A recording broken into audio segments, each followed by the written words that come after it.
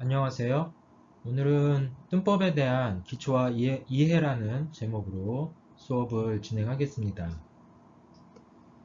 뜸법은 한의학 용어에서는 구법이라고 표현하고 있습니다. 오늘날 뜸법과 관련한 시술은 질병의 특징에 따라서 다양한 방식으로 자극하고 있는데요. 이 화면에서 보면 뜸 재료를 직접 피부에 부착해서 연소시키는 방식이 있기도 하고, 또는 피부에서 떨어뜨린 상태에서 뜸 재료를 연소시켜서 피부에 복사열이나 대류열과 같은 방식으로 자극하는 방식이 있습니다. 또 최근에는 다양한 절연 물질, 그러니까 열을 피부와 직접 닿지 않도록 하는 방식을 이용한 도구들이 개발돼서 뜸 재료가 연소되는 과정에서 피부의 열 전달을 안전한 수준으로 전달하는 방식으로도 개발됩니다. 한편으로 뜸 자극이 조금 더 침자극과 결합된 방식으로 온침법이라고 하는 것이 있는데, 온침법의 경우는 왼쪽에 있는 그림처럼 자침 한 부위에 침 손잡이에 해당하는, 그러니까 침병이라고 불리는 용어로 쓰이죠. 그곳에 뜸 재료를 올려놓고 연소시켜서 간접적으로 뜸 자극을 하는 방법들이 존재합니다.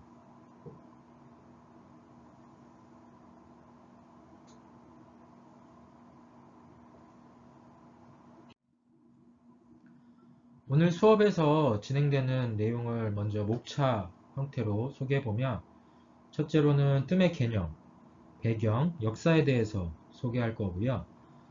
그리고 이런 변청 과정에서 그동안 사용되었던 뜸법들을 분류해 보려고 합니다.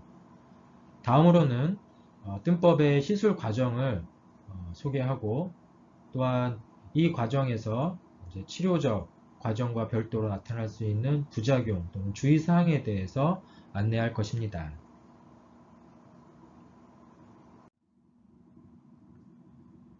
일단 개념과 역사적 배경들을 먼저 소개하기 위해서 소개하겠습니다. 뜸법이라고 하는 것은 한자 표현으로 이렇게 구자라는 표현을 쓰고 있습니다. 이 한자를 그 의미들을 분해서 나눠서 보면, 위쪽은 올해 구자의 형태를 띠고 있고, 아래쪽에는 불화자가 받치고 있죠. 이는 곧 불을 이용해서 오랫동안 자극을 피부에 전달한다라는 의미로서 개념화된 거라고 볼 수 있겠죠. 근현대 시대에 일본에서는 이러한 오래된 열자극이라고 하는 표현의 구법을 영어적 표현으로 몹시 퓨션이라는 말로 번역을 했습니다. 그래서 오늘날 영어적 표현에서 보면 이 몹시 퓨션이라고 하는 표현을 활용해서 그 앞쪽에 목사라고 하는 것이 뜸을 이용한 재료들로 표현이 되어 있고, 뒤쪽에는 연소라고 하는 개념으로 의미화되어 있습니다. 오늘날 보통 뜸법에 활용되는 재료는 가장 많이 활용되는 게 왼쪽에 아티미시아 계열의 쑥을 많이 씁니다. 쑥의 잎을 건조시켜서 그 건조된 것을 잘게 부수고 그 섬유질만 추출해서 만들어진 형태의 재료를 뜸의 재료를 쓰고 있죠. 이러한 형태들을 어떤 형태로 만들었냐에 따라서 형태적 이름으로 목사콘이라는 말을 쓰기도 합니다. 원뿔 형태의 형태라는 뜻의 의미고요. 또한 이러한 형태들을 피부에 어떠한 방식으로 열자극을 할 거냐 할 때, 만약에 피부와 이 뜸재료 사이에 열을 차단하는 재료로서 소금을 또는 생강을 쓰기도 한다는 측면으로 이렇게 용어적 개념이 등장합니다. 오른쪽 사진에서 보면 이 뜸법이라고 하는 것은 사실 오래된 한의학적 치료 기술이라고 볼 수 있습니다. 여러분이 마왕태 의서라고 하는 BC 168년경에 쓰여진 걸로 추정되는 의서에 보면, 이 당시에도 경맥과 관련한 뜸법이 보편화되어 있음을 알 수가 있습니다. 그러한 형태의 오래된 뜸 치료 기술은 고대, 현대에 이르기까지 특히 동북아시아 지역에서 많이 활용되고 있습니다. 한편 황제내경 이법 방위론에 보면 뜸법과 관련된 유래가 언급되어 있습니다. 북방이라고 하는 지역에서 그 북방의 기후 조건과 지리적 조건이 언급이 되어 있죠. 일단 날씨가 춥고 또한 높은 고지대에 따라서 그러한 지리적 환경들이 언급이 되어 있습니다. 또한 그 사람들의 생활 문화와 음식 문화 속에 이 목축과 우유를 통해서 일종의 식생활이 있다라는 점을 보고 이와 관련된 이제 병증 모델로서 몸에 창만과 같은 차가운 한증의 병증이 많이 나타난다라고 하고 이를 치료하는 방식에서 쑥으로 뜸을 떴다라고 하는 내용이 등장합니다. 혹시 여러분이 이러한 내용들이 조금 더 요즘까지도 좀 이해해 볼 수 있는 내용이 예전에 EBS에서 동양의학 기행이라고 하는 다큐를 만들면서 몽골편이라고 하는 주제에 여러분이 이와 관련된 내용을 찾아볼 수 있는 부분도 있으니까요. 혹시 기회가 된다면 EBS 동양의학 기행이라고 하는 프로그램, 다큐 프로그램의 몽골편을 한번 찾아보기를 당부합니다.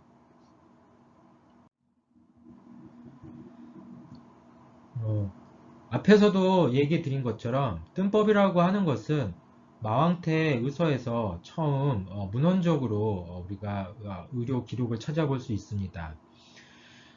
마왕태 의서에서는 족비 11맥구경, 음양 11맥구경이라는 두 개의 경맥서가 등장하는데 여기에 맥과 구라고 하는 것은 경맥 부위에 뜸을 뜬다라고 하는 행위적인 내용들이 표현되어 있죠. 그래서 경맥에 뜸을 뜬다라고 하는 개념을 이 당시에 우리가 찾아볼 수 있습니다. 뜸은 그런 측면에서 보면 경맥을 전제로 시술하는 하나의 의료적 행위로서 볼 수 있는 것이죠. 물론 마왕태 이전에도 우리가 춘추 전국 시대를 흘러오면서 중국 사회에서 고대 중국 사회에서 뜸이 활용됐다라고 하는 측면들을 이런 글자를 통해서 찾아볼 수 있습니다. 맹자편에서 나와 있는 쑥에 대한 내용이라든지 또 장자편에서도 장자라는 책에서도 이 병과 관련한 뜸의 표현이 등장하는 것이죠.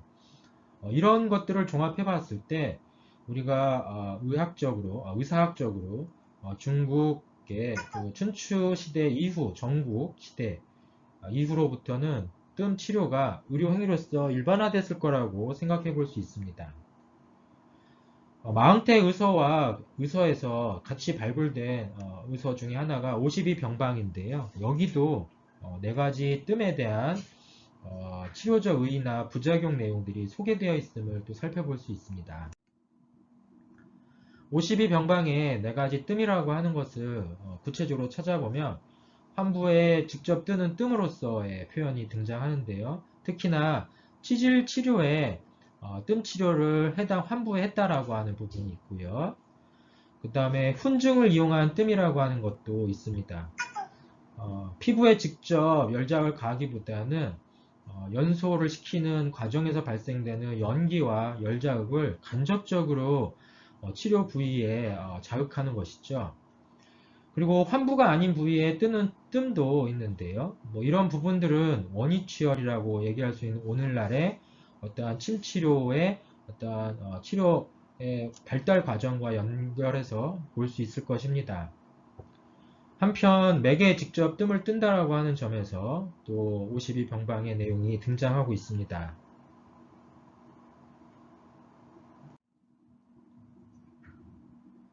뜸에 대한 연원이 꼭 중국에만 있었을까요? 아닙니다. 동북아시아 지역 전체에 널리 퍼져 있을 거라고 저는 생각을 합니다. 특히나 이 북방 민족과 관련한 영역에서 더 많은 뜸의 시술들이 등장했을 것인데요. 이 글은 위서, 그러니까 그 춘추 후한 이후에 삼국시대로 알려져 있는 시대에 위나라의 역사를 다룬 위서에 오한선비 동의전 편이라고 하는 내용에 담겨진 이야기입니다. 중국인의 입장에서는 오한족, 선비족, 동이족이 다 북방민족의 오랑캐라고 얘기할 수 있겠죠. 다만 우리 한반도의 입장에서 보면 우리 한반도의 조상을 동이족에 포함하고 있다는 점에서 이 글은 우리 한민족의 고대 한민족의 조상들도 연관된 하나의 내용이라고 볼 수 있겠습니다. 그 내용에 보면 병이 들었을 때 쑥을 이용한 뜸을 활용해서 쓰거나 또는 요석이라고 하는 표현인데요. 소석이라고 하는 표현이 있는데요. 뜨거운 돌을 이용해서 몸 위에 다리미질 하듯이 문지른다라고 하는 표현이 있고요. 또한 땅을 덮인 소지라고 하는 곳에 누워서 그 질병을 치료한다라는 내용이 있죠. 오늘날로 보면 소지와상이라고 하는 것은 온돌 문화의 이전 모델이라고 볼 수 있겠습니다.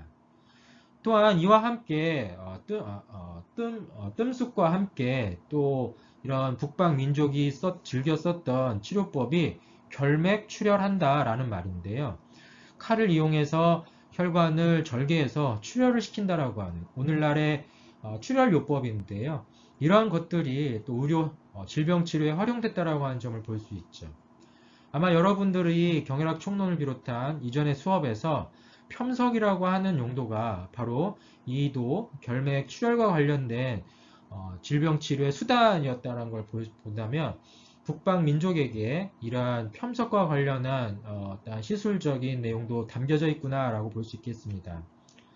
한편 이와 함께 찾아볼 수 있는 또 하나가 주술 문화를 통한 일종의 천지지, 그러니까 일종의 제사를 지내면서 결국은 질병을 내쫓고자 하는 샤머니즘적인 표현들도 등장합니다. 이러한 다양한 내용들을 종합해 보면 한반도를 포함한 동북아의 북방 민족들은 뜸법에 대한 시술들, 그 다음에 폄석에 대한 시술법들을 이런 일상생활에서 질병 치료의 목적으로 썼다는 걸 알 수가 있겠죠. 오늘날 이러한 의료 행위들은 일종의 음식 문화로 계승되면서 하나의 일상생활이 되기도 하는데요. 아래에 있는 사진은 제가 몽골에 의료봉사를 가서 그곳 한 현지에 머물었을 때 그곳에서 몽골의 전통 요리라고 하는 허럭을 맛보는 과정의 사진입니다. 여기 보면 알겠지만 뜨거운 돌을 그러니까 구운 돌이라고 하죠. 구운 돌을 이용해서 이런 양고기나 이런 야채나 감자를 익히는 요리를 하는 것입니다.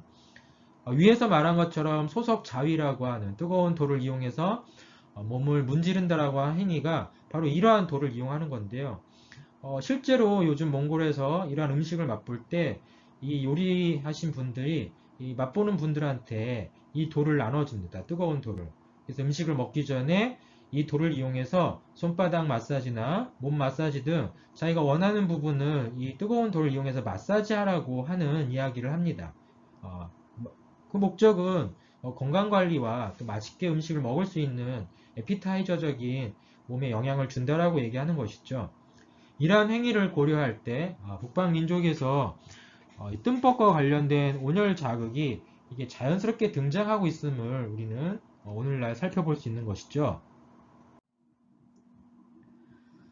한편 우리 선조들, 특히 조선시대의 의료 행위에 있어서 뜸법이 얼마나 중요한 행위였는지를 한번 보여드리려고 합니다. 이 내용은 승정원 일기에 나와 있는 내용입니다. 승정원 일기는 왕실의 일상생활을 기록한 내용이죠. 우리가 조선 왕조 실록이라고 하는 것은 정치적인 이 측면에서의 기록이라고 본다면 승정원 일기는 이 왕가의 모든 사람들의 일상생활을 기록한 것인 만큼 오히려 더 많은 내용을 담고 있다고 합니다. 이 내용을 보면 조선시대 숙종이라고 하는 임금이 오랜 장기 집권 기간 동안에 이 쑥뜸을 건강관리의 목적으로 많이 활용했다고 합니다. 그래서 숙종은 매년 중환혈에 뜸을 시술하는 것을 날을 정해서 진행했다고 하는데, 이러한 뜸을 시술받는 날을 수구사라고 하는 말을 써서 일종의 왕실의 행사처럼 뜸 치료를 받았다고 해요. 상세한 내용을 보면 숙종은 어릴 때부터 다양한 질환을 알았고, 그 중에서도 다발성 관절통에 해당하는 증상을 겪었다고 합니다. 그로 인해서 나타나는 여러 가지의 통증들을 통증 또는 또 이와 이뿐만 아니라 여러 어떤 건강이 이제 질병, 감기, 해수, 위장관 병증과 같은 것들을 앓고 있을 때 이를 해결하고자 중환혈에다가 뜸 치료를 시작을 했는데, 이 뜸 치료를 거의 1684년부터 1708년까지 거의 매년 끊임없이 해왔다고 이야기하고 있습니다.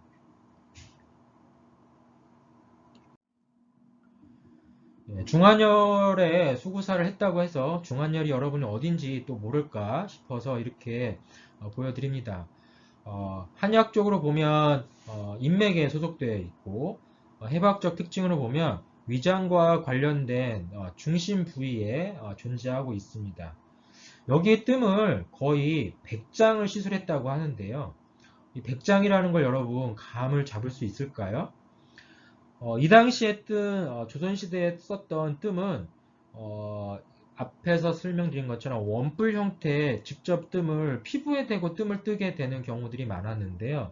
그 뜸의 크기가 대략 밑면의 직경이 6에서 7mm 정도 해당한다고 합니다. 6에서 7mm면 여러분 새끼손가락 손톱보다 좀 더 큰 형태입니다. 그러한 형태를 100장을 뜨면 사실은 피부의 화상이나 또 상처들이 매우 심할 수 있는데, 이러한 상황들을 고려한 시술들을 하고 있었다는 거죠. 그래서 매일 한 10장 내외의 뜸을 하루 종일 뜨게 되고, 또 그 과정에서 일시적으로 날씨가 좋지 않거나 또한 어떠한 특정한 날이 상서롭지 않다고 하면 그때는 또 뜸을 쉬었다고 하는 내용도 기록되어 있습니다.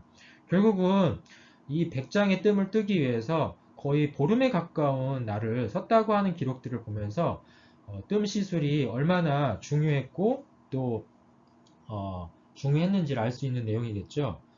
암튼 간에 이러한 내용을 들여다보면 조선시대에 가장 오랫동안 장기 집권했다고 알려져 있는 숙종은 이 뜸 치료가 가장 중요한 건강관리법 중에 하나였다는 것은 의심할 수 없겠습니다. 오늘날 우리가 뜸 치료와 관련해서 이해해 볼 수 있는 요소가 무엇일까 찾아보면 바로 일본의 면역학자 아보 도우루라고 하는 의학자가 처음으로 언급한 체온과 면역력이라고 하는 주제와 관련되어 있습니다.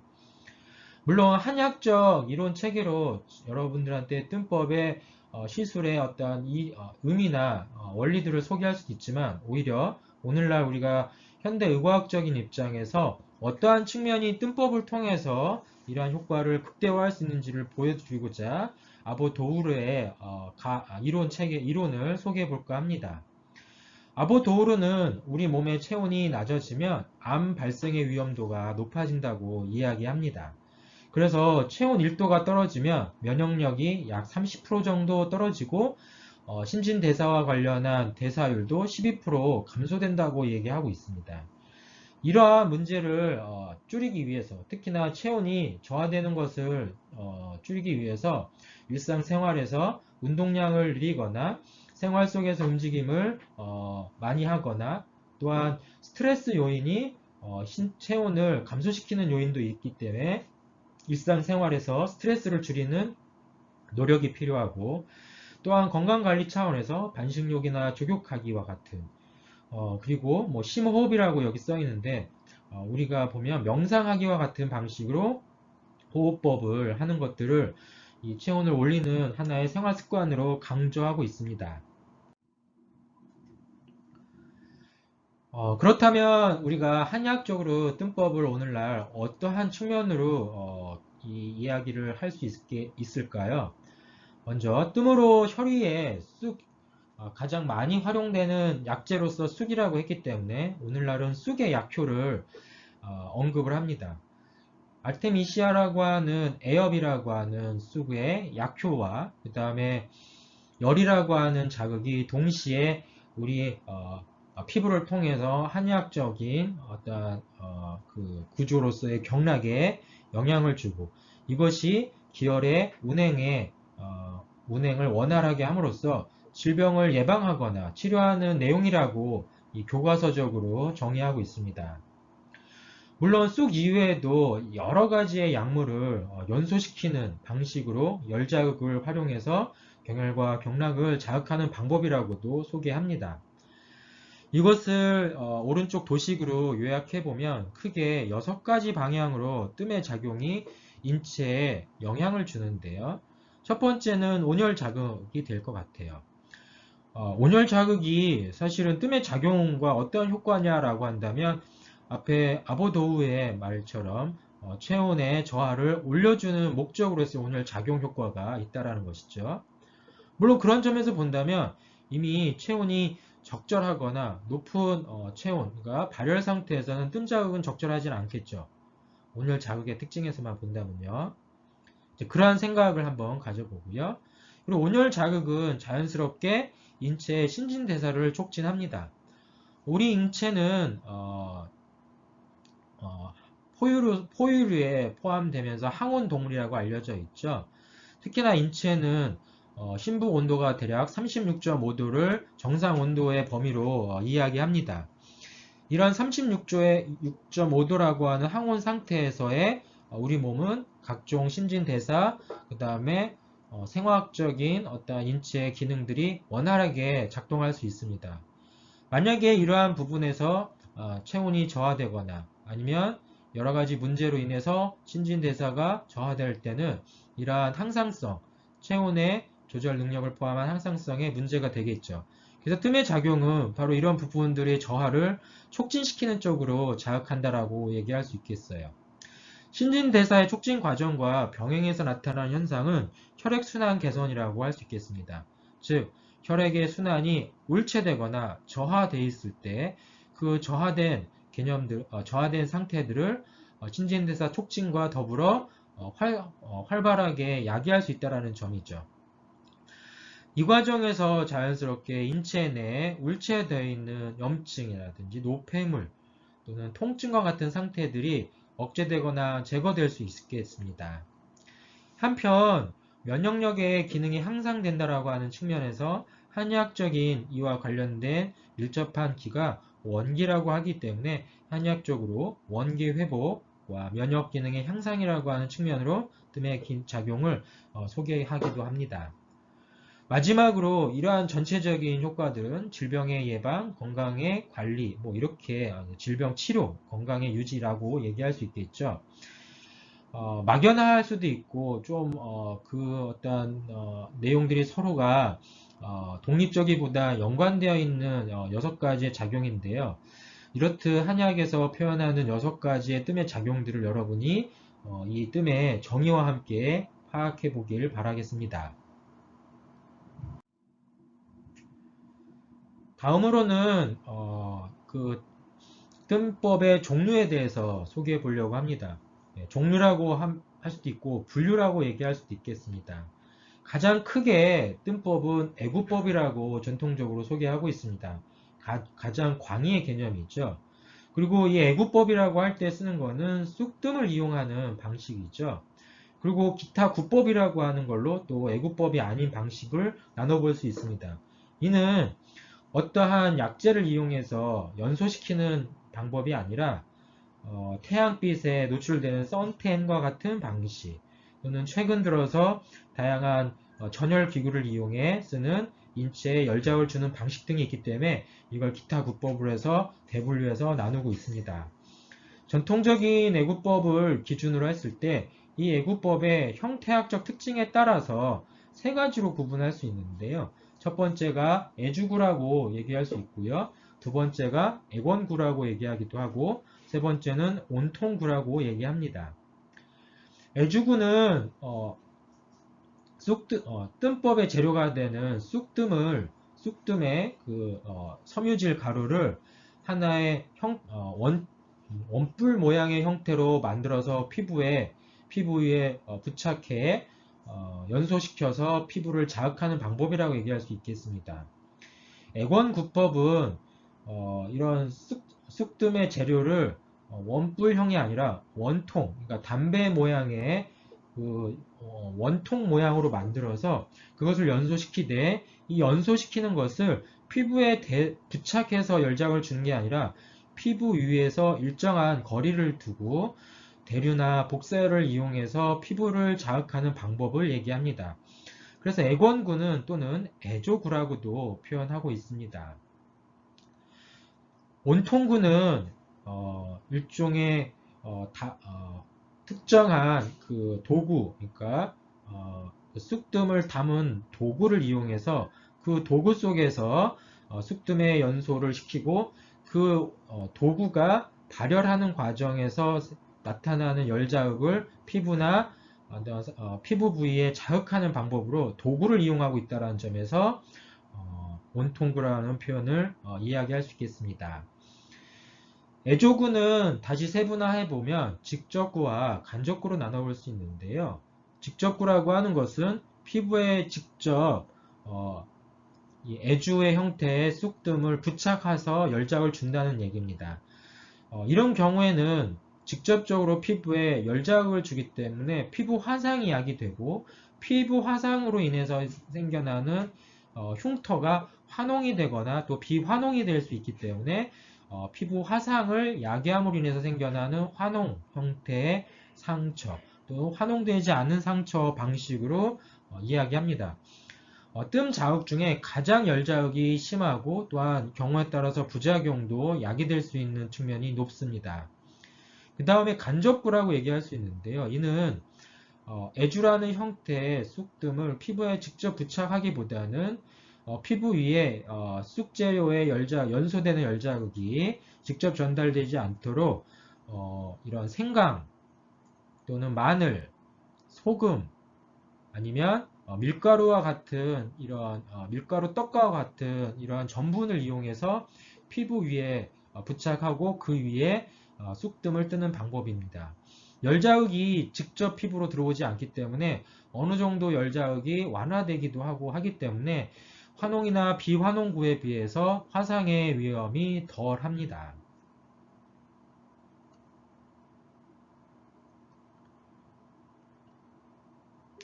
지금 이야기의 그림들을 이렇게 조금 나눠서 다시 한번 소개하고 있으니까 그림을 참고해 주시기 바라겠습니다.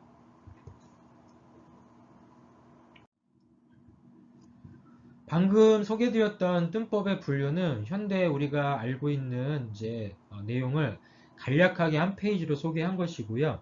지금부터는 이 내용을 조금 더 세분화해서 조금 더 여러분한테 설명드리고자 합니다.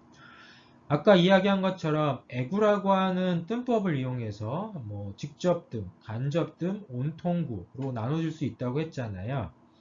이 과정을 다시 한번 다른 방식으로 분류해보면 연소시키는 뜸법과 연소시키지 않는 뜸법으로 나눠볼 수 있겠습니다. 연소시키는 뜸법은 이해가 되는데 비연소식 뜸법은 좀 여러분 생소하죠? 즉 재료를 태우지 않고 재료 자체가 가지고 있는 온열 자극을 이용한다는 뜻이 비연소식 뜸법이고요. 연소식 뜸법은 재료를 태워서 그 태움으로 인해서 생겨나는 연소열을 이용해서 열자극을 가하는 방법이라고 보면 되겠습니다. 그렇다면 먼저 여러분한테 비연소식 뜸법이 무엇인지를 소개하려고 하는데요. 비연소식 뜸법은 크게 보면 천구라고 하는 방식으로 나누기도 하고 냉림, 화합구 등으로 나눠지기도 합니다. 천구라고 하는 것은 자연에서 나온 재료를 이용해서 그 재료 자체가 가지고 있는 온열 자극의 특징을 쓴다라는 의미입니다. 한편 온열 자극뿐만 아니라 열 자극의 반대인 차가운 자극을 쓰는 것도 오히려 상대적으로 인체의 온열 자극과 관련된 이러한 온도를 야기하기 때문에, 온도의 변화를 야기하기 때문에 오히려 냉림의 방식을 통해서도 이런 뜸법과 관련한 치료 효과를 야기할 수 있다고 하는 것이죠. 최근 들어서 우리가 이러한 방식으로 활용되는 것이 냉온욕이라고 하는 어떤 그 목욕 문화나 사우나 문화도 관심을 기울여 보면 도움이 될 것 같아요. 뜨거운 곳에서 사우나를 하다가 갑자기 차가운 물에 이제 사우나를 하게 되면 이때 급격한 온도 차이에 따라서 인체의 신진대사의 변화가 야기된다는 뜻이죠. 이러한 측면에서 냉림도 자연스럽게 뜸요법의, 특히나 비원소식 뜸요법의 하나의 반대적 자극을 이용한 효과로 의미화시킬 수 있고요. 화학구라고 하는 거는 최근 들어서 만들어진 어떤 화학적 재료를 이용해서 쓰는 온열 자극이라고 얘기할 수 있는데, 뭐 예를 들자면 요즘에 말한 화학뜸은 여러분이 신신파스나 이런 관절염이나 근육통에 바르는 파스 재료들을 이런 특징하고도 연관해서 보면 도움이 될 거예요. 사실 화학구의 전제가 천구가 될 수 있습니다. 천구라고 하는 것은 우리가 알고 있는 한약재 중에 피부를 자극할 수 있는 독성 물질을 함유하고 있는 약재들인데, 이러한 약재들은 사실 복용하기는 쉽지 않지만 이것을 외용적으로 피부에 자극을 했을 때 피부가 이에 대한 화학적 반응을 초래하게 되고, 이 화학적 반응 과정이 마치 온열 자극을 받은 것 같은 유사한 양상으로 반응한다는 뜻입니다. 여러분이 나중에 또 뭐 생리학 또는 다른 의과학 공부를 통해서도 배우겠지만, 우리 몸에는 다양한 감각 수용기가 있죠. 물리적 감각 수용기가 있고, 또한 화학적 감각 수용기가 있고, 또 광학적 감각 수용기가 있죠. 뭐 이거에 따라서 분류할 때 우리가 시각은 광학적 감각 수용기에 특화된 특징이고, 청각은 음파와 관련된 물리적 자극에 특화된 감각 수용기고, 후각은 냄새와 관련된 화학 물질에 특화된 감각 수용기라고 할 수 있겠죠. 피부 감각에도 이 물리적 자극뿐만 아니라, 그러니까 찌르는 자극, 누르는 자극, 또는 어떤 진동과 같은 바이브레이션과 같은 자극뿐만 아니라 온열 자극과 같은 특징의 자극 감각 수용기가 있고, 이러한 온열 자극 감각 수용기는 경우에 따라서는 화학적 수용기와 결합해서 특정 화학 물질에 따라서 온열 자극의 감각을 느끼도록 특화되어 있기도 합니다. 그러한 수용기를 바닐로이드 리셉터라고 보통 통칭해서 얘기하고 있습니다. 그런 측면을 고려해서 다양한 한약재에 나와 있는 화학 물질들이 이러한 온열 자극을 야기할 만한 화학적 자극을 하게 되는데, 이를 오늘날 우리는 천구로서 분류할 수 있는 것이죠. 그러한 약재로 쓰일 수 있는 것들이 오른쪽에 있는 사진과 글로 볼 수 있는 것인데요. 모간엽, 한련초, 산리. 산리라는 거는 오늘날로 보면 마늘을, 그러니까 야생 마늘을 언급하는 것이죠. 그러니까 달래라고도 얘기하기도 하더라고요. 그 다음에 오수유, 반묘. 반묘는 곤충이죠. 그 다음 백계자, 겨자씨죠. 그 다음 피마자. 피마자는 동서양을 막론하고 쓰였던 오일, 그러니까 오일을 말하죠. 그러니까 기름 물질이죠. 그 다음에 감수. 감수라고 하는 한약재, 설사약으로 많이 쓰는데, 피부 자극을 했을 때는 마찬가지로 피부에 화학적 자극을 야기할 수 있습니다. 이러한 자극을 이용하는 피부 자극법도 청구라는 방식으로 해서 쓰기 때문에 비원소식 뜸법에 분류하고 있습니다.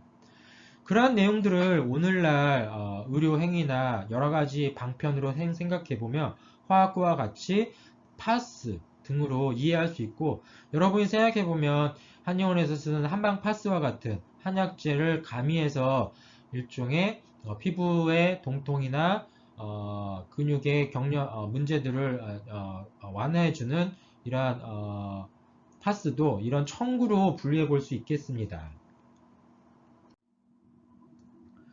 다음으로 연소식 뜸법과 관련한 이야기를 드릴 건데요.